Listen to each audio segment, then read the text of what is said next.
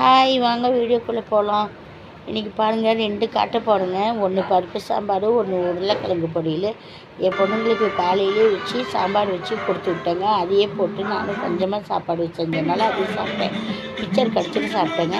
எங்கள் வீட்டுக்காரர் உருளைக்கிழங்கு குருமா கேட்டார். பாருங்கள், உருளைக்கிழங்கு குருமாவில் கொஞ்சம் எண்ணெய் ஊற்றி பட்டை லவங்கம் போட்டு நல்லா பொரிஞ்சோட்டி உருளைக்கிழங்கு அதுலேயே போட்டு உருளைக்கிழங்கு ஓரளவு கொஞ்சம் ப்ரௌனாக வந்தோட்டி மசாலா கொத்தமல்லி தூள், மிளகாத்தூள், இந்த மசாலா எல்லாம் இதெல்லாம் போட்டு நல்லா வதக்கிடணும். அப்புறம் தேங்காய் அரைச்சி ஊற்றி பாருங்கள், நல்லா ஒரு நாள் பரட்டினோட்டி விசில் சாப்பாடு மதியானம் வச்சுட்டேன்.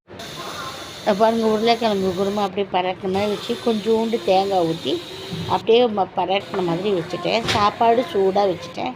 வச்சோட்டி எனக்கு பூரி சாப்பிட்ணுன்னு தோணுச்சு. அதனால் பூரி வாங்கி நான் சாப்பிட்டேன்.